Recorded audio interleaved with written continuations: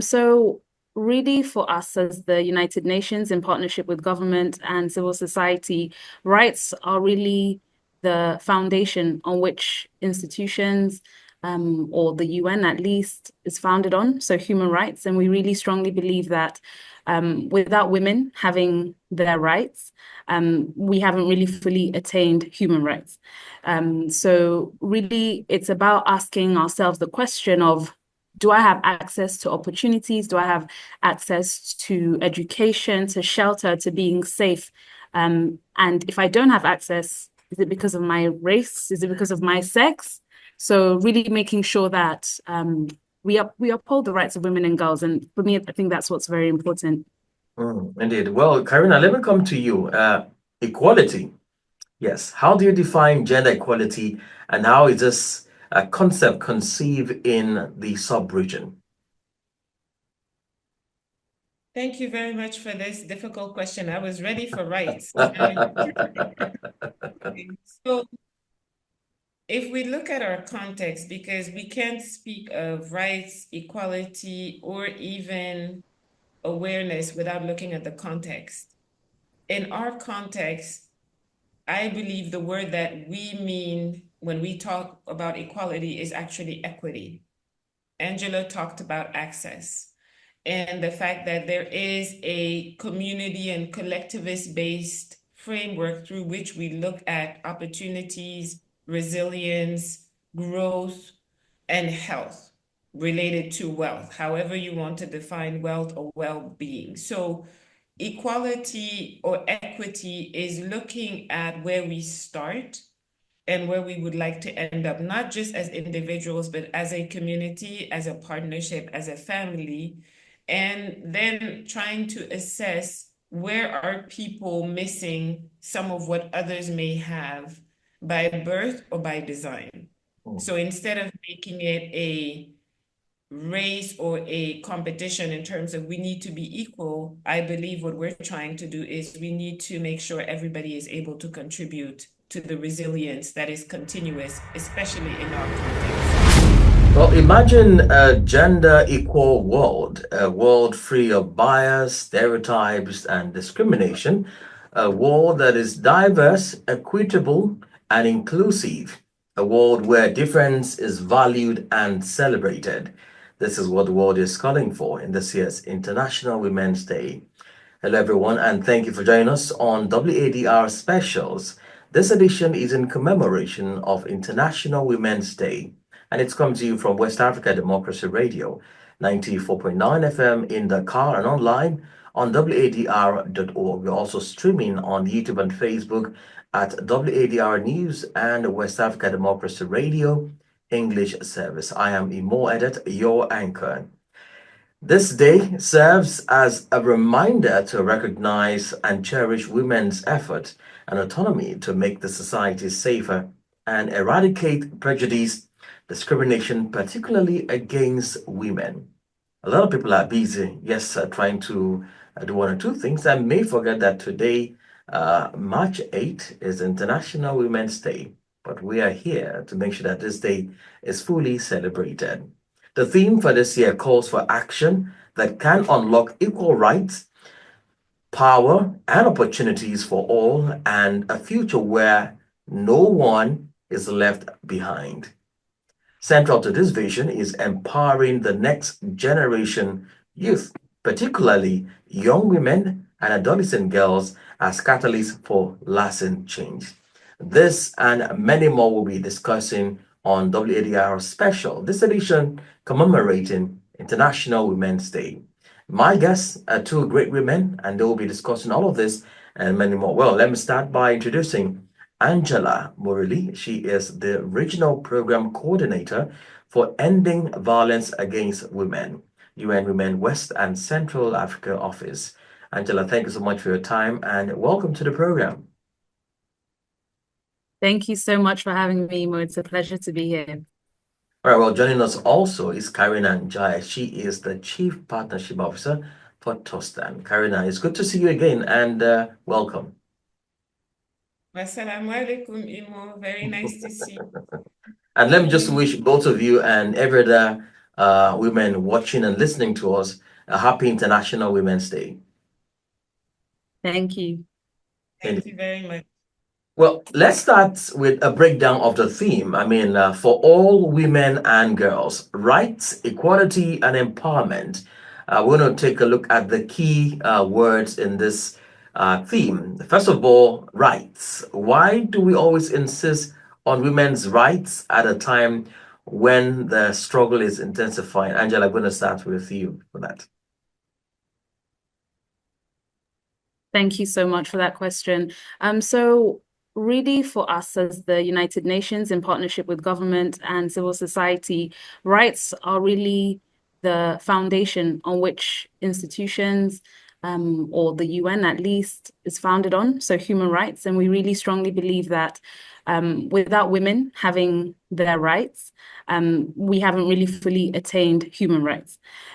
So really, it's about asking ourselves the question of, do I have access to opportunities? Do I have access to education, to shelter, to being safe? And if I don't have access, is it because of my race? Is it because of my sex? So really making sure that we uphold the rights of women and girls. And for me, I think that's what's very important. Indeed. Well, Karina, let me come to you. Equality. Yes. How do you define gender equality, and how is this a concept conceived in the sub-region? Thank you very much for this difficult question. I was ready for rights. So if we look at our context, because we can't speak of rights, equality, or even awareness without looking at the context. In our context, I believe the word that we mean when we talk about equality is actually equity. Angela talked about access and the fact that there is a community and collectivist-based framework through which we look at opportunities, resilience, growth, and health related to wealth, however you want to define wealth or well-being. So equality or equity is looking at where we start and where we would like to end up, not just as individuals, but as a community, as a partnership, as a family, and then trying to assess where are people missing some of what others may have by birth or by design. So instead of making it a race or a competition in terms of we need to be equal, I believe what we're trying to do is we need to make sure everybody is able to contribute to the resilience that is continuous, especially in our context. Well, let me give you the opportunity to also comment on rights. You said you were prepared for that. Please go ahead. I saw it. So at TOSTAN, we learned very early that specifying that we were working on women's rights gave the impression that we were working against men's rights. So that's where language is really important when we're talking about rights. What helped was to categorize it again as a human right, as in we are all human, but also to correlate the right to the responsibility. So making it an equitable assessment where you're not just talking about the right to freedom or to expression or to culture, but also the responsibility to be an engaged citizen and to be a productive citizen. So when we were able to put those two together, rights and responsibilities, the two R's, started to correlate in a way that was contextually enhancing. Indeed. All right, let me cross over to Angela. I mean, the last word that we can pick up from this year's theme, empowerment. What is being done, and do you think it is enough? I mean, when we look at empowerment in terms of access to education, health care, social services, employment, leadership, particularly, do you think enough is being done? Angela, are you there? Yes, I'm here. I'm here. Thank you for that question. It's a tricky question, but one that I can answer like this. So this year for International Women's Day, we're also commemorating 30 years since the Beijing Declaration and Platform for Action. And for those of our listeners who may not know, the Beijing Declaration and Platform for Action was developed, agreed upon in 1995. And to date, it's the most elaborate blueprint that we have in terms of the rights and the status, if I can say, of women and girls. And it has 12 critical areas of concern, which some of you've already mentioned, from healthcare to access to decision making, to ending violence against women and girls, to the status of the girl child, to women in the media, quite a few. And in some of those spaces, we have made some progress. So, for instance, in Western Central Africa or globally, we had wanted to have parity in terms of women's leadership. We haven't reached parity yet, but we've made some progress. So I think in Western Central Africa, overall, it's about 23% of women who are in decision-making spaces, but you see that there's a lot of disparity. In Central Africa, for example, we have the case of Rwanda, which is over 60%, but then we have some cases in other countries where it's less than 10%. So there's some progress that's been made, but not enough. And that's come about through gender quotas. For example, in Sierra Leone in 2023, we came up with a 30% quota. In Senegal, there's also a gender quota. So those are some of the things that help. When we look at maternal mortality, for example, yes, in the region that has also decreased. But we still have about, I believe it's about 780 per 1,000 live births, which result in a death of the mother. So again, we have better access to to healthcare, but at the same time, we have some barriers, some things that make it so that women and girls don't have full access to healthcare. What are these barriers? Social norms, for instance. We are really living in a context of pushback on gender equality and rights for women. So social norms, stigma, those are deeply entrenched in our society. And so there's sometimes stigma associated to if you want to have access to family planning or to contraception, or maybe poverty as well. You don't actually have access to the primary healthcare center, the secondary, tertiary, etc. So that just gives a bit of a sense. But also, maybe this is the last point I'll make: political will. We really need legislators. And not just at high level, but also in the community level. So traditional and religious leaders who are also using their influence to affirm the laws that exist, to say this is wrong, and to ensure that, for example, in the case of violence, perpetrators are prosecuted, and so that we don't have a culture that accepts for girls not to go to school. We don't have a culture that accepts for people who have committed sexual assault or any form of violence to be allowed to go scot-free. So those are the three things I would say, are mainly the barriers, not mainly, but just some of the barriers. So poverty, the stigma and the social norms that we have, and also the political will that we need to enforce legislation, strong legislation that protects the rights of women and girls. Indeed. Well, Karina, at what level do you think we are in West Africa in terms of empowerment? I mean, we listed access to education, health, employment, leadership, and the rest. And I know that TOSTAN does things around these areas. At what point or what level do you think we are in West Africa?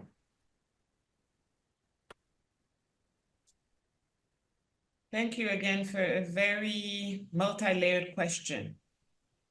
Let me take an example of a country, right? So we'll take the Gambia and what happened last year with the dialogue, we'll call it national dialogue, around the potential repeal of the law outlawing FGC, so female genital cutting, which impacts a lot of young women, potentially or actually in rural areas, which is where we work. We work in very rural communities. And we just watched a documentary that TOSTAN produced in collaboration with a local filmmaker that showed what happened during those days at the National Assembly.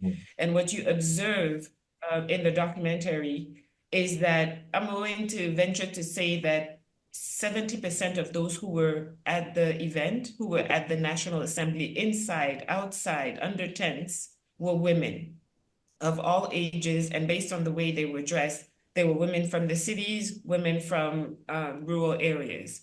And so to be able to see police women talking to other women, whether they were older or younger, in this moment, catalytic moment of reconsideration of what is a right and what is a responsibility when we're looking at the issue, not just being FGC, but the actual judicial system supporting putting women in jail because they participated in an action that is now considered not a good social norm in a way or another. So when you ask me where we are, I say that we're in a moment of hope, where even when things are being challenged, things that we felt maybe legislatively were set, we still have the ability to come together, not just as women, but women of all ages, of different languages, different backgrounds, different level of education and awareness, and work together with men, because there were quite a few men as well, with men to defend what we consider the well-being of the community. So for us who work with people who may not have been traditionally educated, like formally educated, what we call empowerment is the ability to decide that you have enough information, you have enough confidence, that your voice, you feel your voice matters enough, that you are willing to take a bus for hours to the National Assembly and stand up and speak next to deputies to say that for me, for my children, and for my grandchildren, I believe this is not the right decision, and this is why. That's what we consider empowerment. So it is a piece of hope if you're asking me how I feel about it or how TOSTAN looks at it. Well, let's stay with you. We are celebrating Women's Day today. How is gender equality an issue that you think needs to be tackled from top to bottom? Interesting, given the fact that we go bottom to top. So let me see how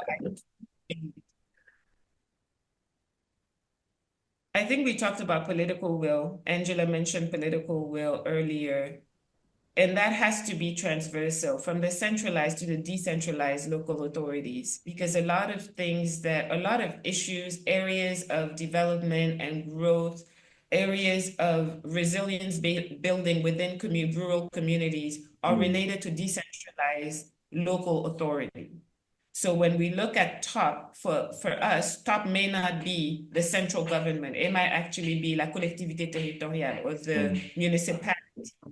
And one of the ways that we've looked at inclusive decision-making, especially as it impacts the most vulnerable in the community, is making sure that we are able to encourage and support all members of communities to understand and dialogue. And that goes from children, because we do encourage children municipal councils in the municipalities where we are, to women feeling secure and confident enough to go talk to their mayor or their governor and say, these are issues that are within our community. Will you come and see it?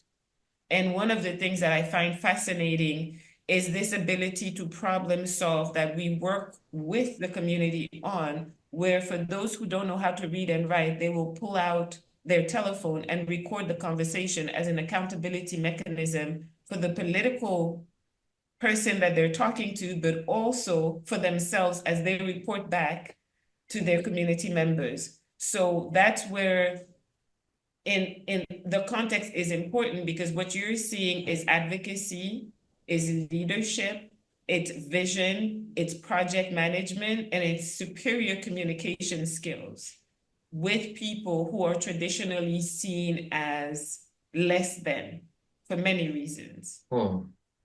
Well, in your field work, Karina, with these communities, what are some of the issues relating to inequality that you have heard, maybe seen firsthand on the field, and hear people share in terms of testimonies and all of that? Thank you for this question, which I'm going to answer in the most basic ways.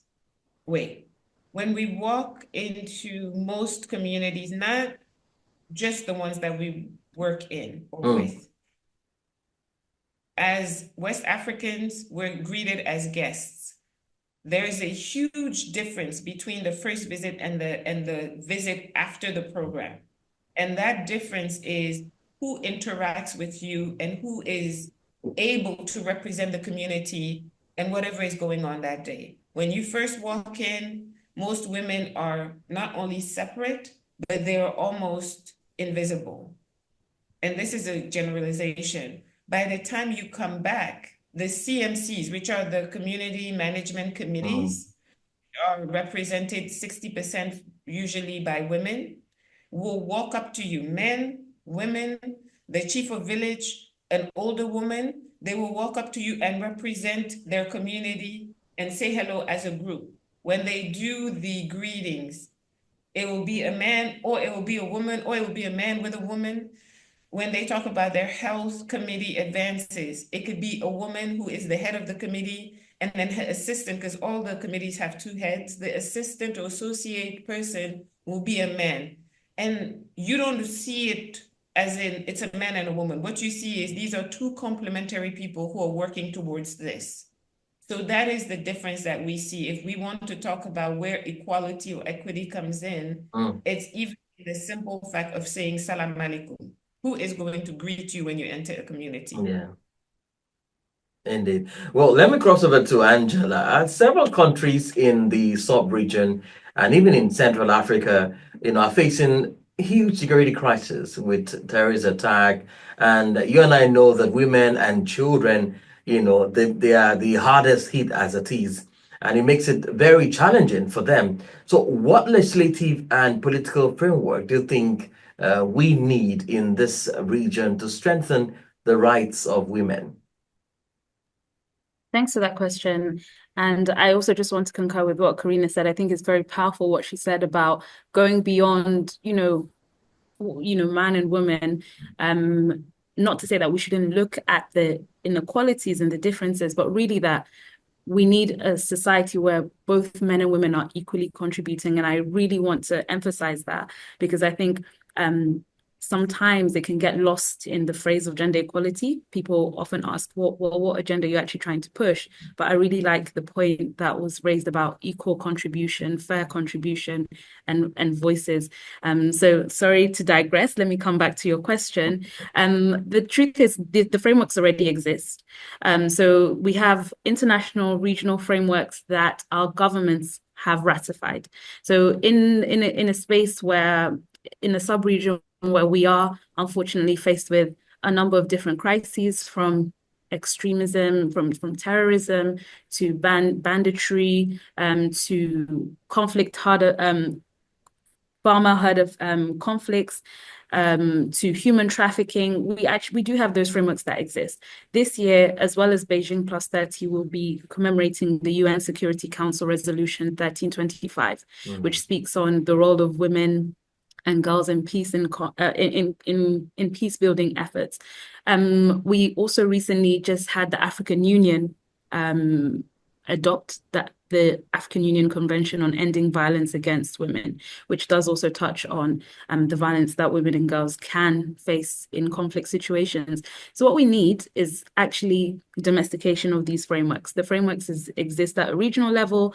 Governments are often they're very supportive in adoption, and now we need to see those commitments trickle down in a way that is context specific, in a way that can be accepted by communities as well. And that means that what these frameworks often try to do is consult communities to make sure, for example, with the AU Convention on Ending Violence Against Women, a lot of work was done in engaging traditional religious leaders, in engaging civil society organizations to make sure that these frameworks actually fit to our context and to our cultural values. So now that we have those in place at the regional international level, it's about implementing them as well. But it's also about seeing what already exists, what community level legislation, if I can use that term, or frameworks exist in terms of protection, access to justice. Because sometimes you wouldn't go to the police station, you would go to your priest or to your imam or to your traditional leader. So how do we ensure that these male champions, these people who are very influential, are actively engaged in human rights-based conflict resolution? But then also, how do we make sure that women and girls are part of peace building and conflict resolution discussions. So that needs investment in grassroots community organizations, in women peace builders organizations, but then also facilitating a space for decision makers to engage with communities as well. Well, just to take you on again, Angela, where are we now when you talk about the 30th anniversary of the Beijing Declaration? Maybe for emphasis sake, where are we now in terms of its implementation, its effectiveness? Are we seeing the benefits of that declaration? Yeah, no, absolutely. We are definitely seeing the benefit of it. And in fact, every single year in just the week coming up ahead, civil society organizations, governments will be in New York for the Commission on the Status of Women. And that's a process where they rigorously review the commitments that have been made on some of these frameworks, including the Beijing Declaration and Platform for Action. As I already mentioned before, we've seen an improvement in the number of women who are represented in decision making, in leadership. We also see that in the private sector. So actually, in West Africa, if you take a country such as Nigeria, they do extremely well when it comes to women's leadership in the private sector. So we need to learn from those experiences, and they do that by making sure that there are some enabling environments, that they have high visibility of women in leadership. So that's one way that we need. That's something that we're doing well in. When it comes to the role of women in the media, we have more and more media houses which are led by women. But again, we also need to question how women are represented in the media when we're reporting or covering political processes. What's the difference between the coverage that's given to a woman politician compared to a man politician? People may say, oh, there's no difference. But actually, if we do the analysis, you see that women political leaders are more susceptible to violence, to defamation, especially on social media. So in terms of women in the media and Beijing Plus 30, that's something that we definitely need to work on.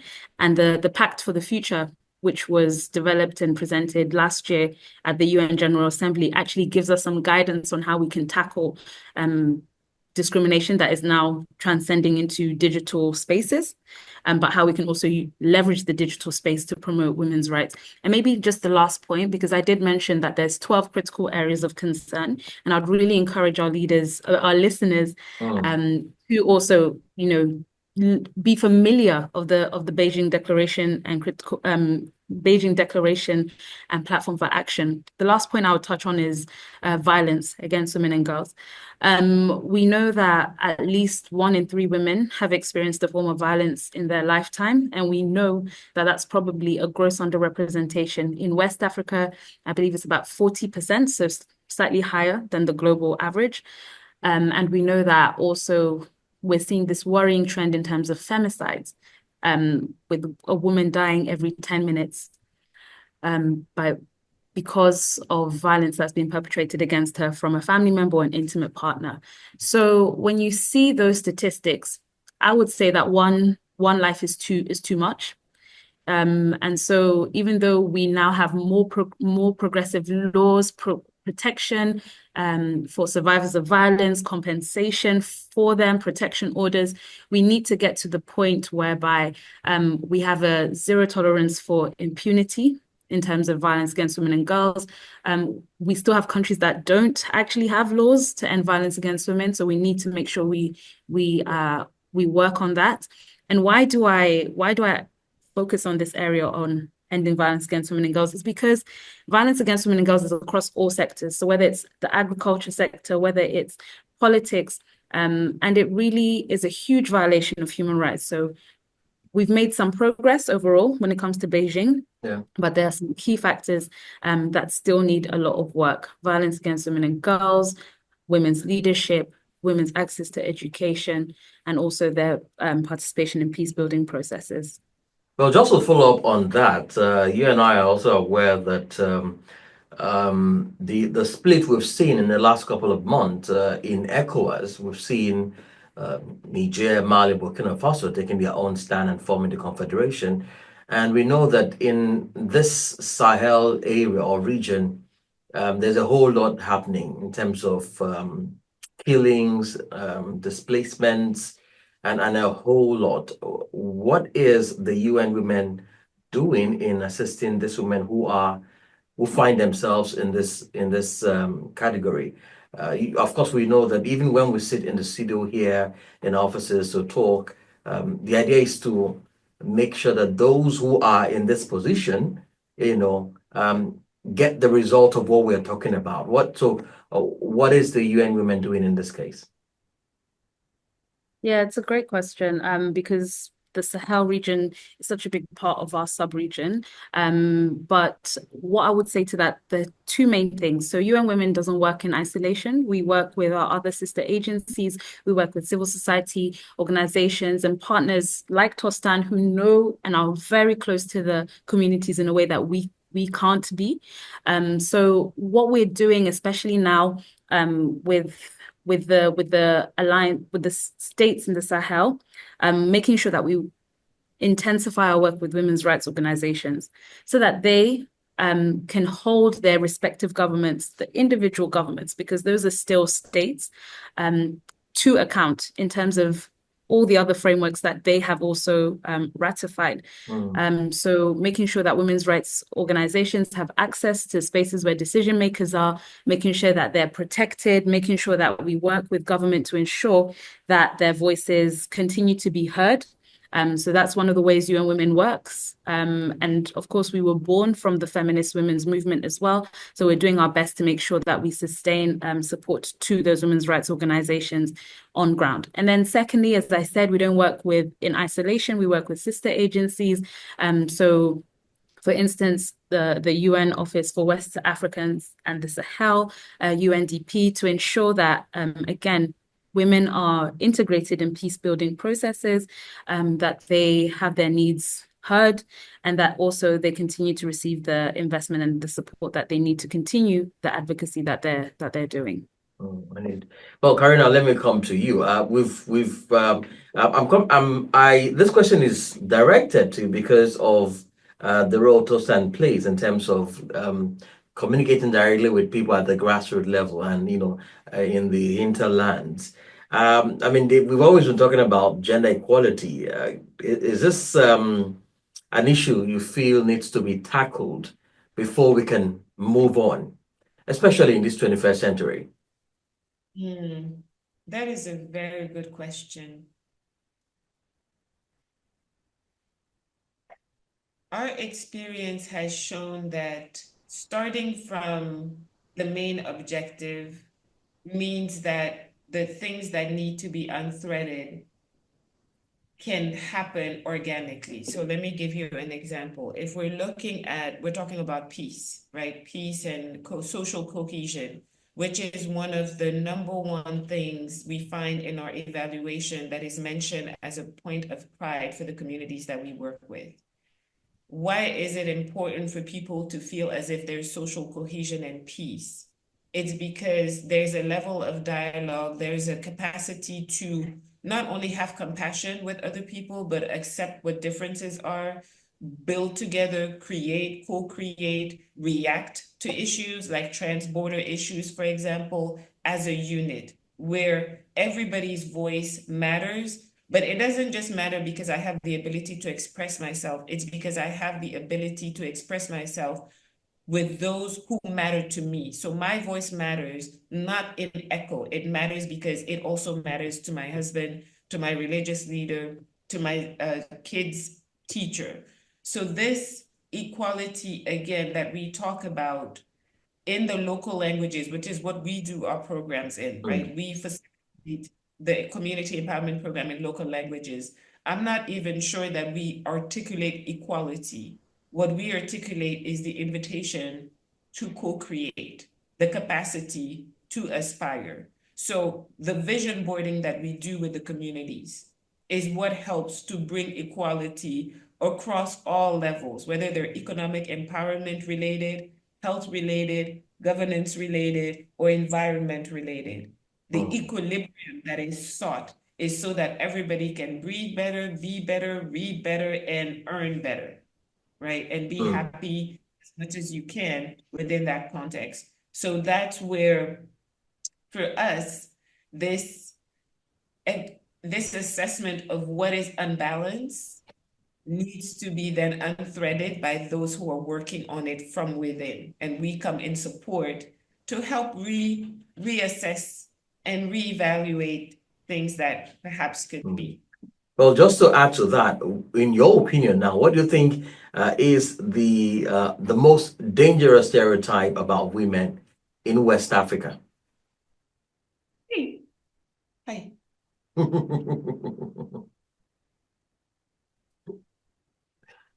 Did you get my question? I sure did. I sure did. I don't think things about West African women, so I am stumped. Yes, I've only heard good things about us as being, Liberian, Senegalese, Ivorian, and Sierra Leonean. I've heard only good things about all of us. Yes. Is that the same thing for with you, Angela? Actually, I would have very much aligned with Karina, and not because I think also when you see the diversity and the resilience that women in the region have, I think it's not really a stereotype, but it's just a mistake that people should be careful not to make, which is to put West African women in a box of only being able to do domestic work, only being able to take care of families. They do that and they do that extremely well, but that's not the only thing that they can do. Angela, I don't think that will be a problem if um, how difficult do you think this will be? I mean, when you try to unlearn these things from our men and to tell them, look, a man can also help with chores. A man can also help to bath the baby, change the diapers, and do all of that. Especially when you look at culture affiliation, religion affiliation, and all of that.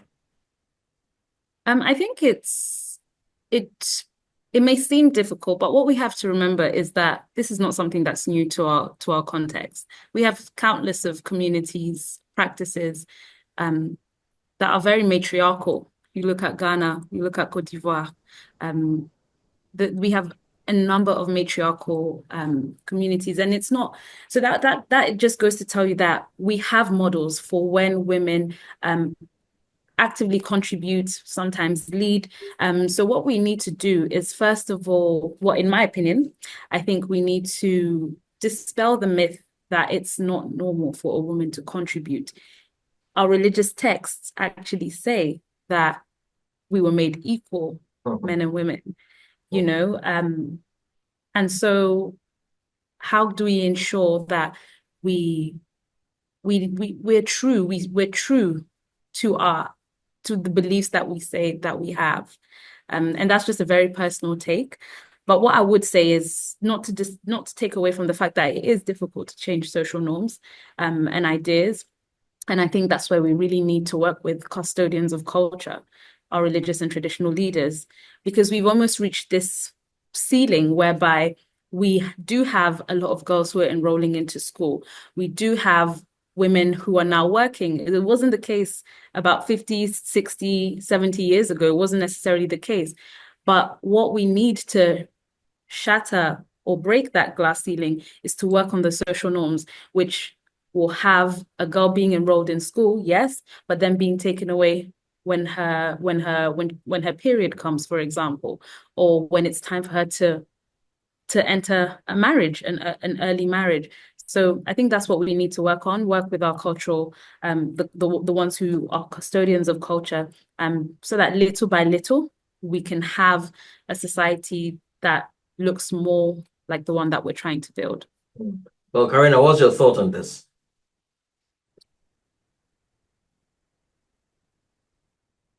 Depending on context, actually, not depending on context, coming from a place of curiosity versus judgment allows you to observe and listen in a way where you can understand where the behavior comes from or where the stereotype comes from. What is it in reaction to? Whether there are social norms, cultural practices, things evolve. So if we're at a point in history where there are certain things that are appearing to be diminishing one party versus another. It comes from somewhere. So understand the background to the behavior, because it is just a symptom. What is the belief that a father in a rural area has that doesn't let him pick up his child, and therefore the mother is always taking care of the children? There is a traditional belief in a lot of our culture or cultural, ethnic groups that says that looking a child straight in the eye is malédiction. How do you say malédiction? Is haram. How do you say it's not good for the child. Forbidden. Yes, it's forbidden. So in our program called the RPP, the reinforcement of parental practices, we show the studies in local languages with images through sketches that show that there is a lot of value for a child to interact with his father, his mother, his sisters. And then we talk about using what you have on hand to stimulate the child's hearing or vision or coordination of movement. And the natural conclusion, because it's not just the sharing of information, it's the facilitation of conversation. The natural sharing leads to the conclusion that it is okay, and not just okay, it is actually medically enhancing to play with your child. So if we had just walked into the community and realized that none of the men play with their children and looked at it from a place of judgment, it might look like it was about equity, when what it was about was protecting the perception of protection. So I think that's what TOSTAN has taught me, because I'm from the city. And I came in on a not too high, because I'm already really tall, but a semi-high horse, women this, women that. I went to all girls school, I went to Jada. But what the communities taught me in a very, very powerful way is that they're not better or worse than I am in terms of misconceptions. The same way that I ask for grace to deconstruct some of the things that may not be the best in me is the same thing they ask for. So to come back to your question, if there is something that needs to be changed because of a perception, let's try to understand why men feel this way, or why their mothers, because it doesn't start usually with the men, why their mothers, their aunts, and their sisters have helped to perpetuate a certain social norm. And then go from there in observation, in respect, and in inclusion. Indeed. Well, in rounding off this conversation, Karina, I know Tostan is doing a lot to commemorate this day. Maybe you can share that a little with us, and also what should be the takeaway from this year's International Women's Day? Let me start with your last question. What should be this year's takeaway is the cultivation of well-being in the communities that you belong to, whether it's your religious, your ethnic, your professional, or your rural community. There is so much happening in the world that makes us feel on edge and unequal. Cultivating practices within your group, because alone it can echo. Even as an introvert, I know that there's a part of me that needs to connect to my community in order to feel better, to feel supported and understood. Whether it's through collective action, collective prayer, or collective gardening, let us women, with those who stand with us, take a moment to release. What TOSTAN is doing, other than communicating on the wonderful things that women in West Africa and in other areas are working on, we will be going later on to the prison project that we work with, and that is where the well-being part comes in, to celebrate the women who may have made mistakes, who may have done things that have landed them in that situation, but who have devoted a lot of their time to trying to not just repent, but learn why they did it and how they cannot do it again, as well as asking for enough grace to go back into their community. So that's one of the things that we take time to do on International Women's Day. because there is no such thing as perfection. This life is about learning and absorbing. So it's nice to spend it with those sisters who are in co-creation as well as deconstruction. So. Indeed. All right. Well, Angela, your takeaway and what should be our takeaways from this International Day? Yeah, I think this International Women's Day, we should use it to celebrate the achievements of women in West Africa, and not just women that we see on TV or on social media, but also the women in our lives based on their own achievements and the challenges that they've surmounted. But let it not just be another day of celebration, let it be action oriented. So I would really encourage our listeners to look at the 12 critical areas of concern if they have a moment, and ask themselves what's one action they can do to ensure that the women and girls around them are having equal access or have access to the opportunities that they want to have access to. What are we doing on a personal level to ensure that they are safe? So that would be my takeaway. Let this International Women's Day be an action-oriented one. Indeed. Well, that's much we can take on this edition of WDR Specials, a commemoration of International Women's Day. And our guests have been Angela Hamurili, Regional Program Coordinator for Ending Violence Against Women, UN Women West and Central Africa Office, and Karen Njai, Chief Partnership Officer of TOSTAN. Well, I wanted to say, ladies and women, thank you so much for your time. And happy International Women's Day to both of you and to all of our women listeners out there and viewers out there. Thank you. Thank you. Happy Women's Day to the listeners as well. All right. Thank you, Mo. Goodbye. Goodbye. Well, Thank that's you. much we can take on this edition of the program. Thank you so much for your time and for joining us on radio 94.9 FM, on YouTube at WADR News. Do join us next time for another edition. Many thanks to our partner stations, partner radios that are rebroadcasting this program. I am Imo Edet. Until I come your way again next time, it's a goodbye.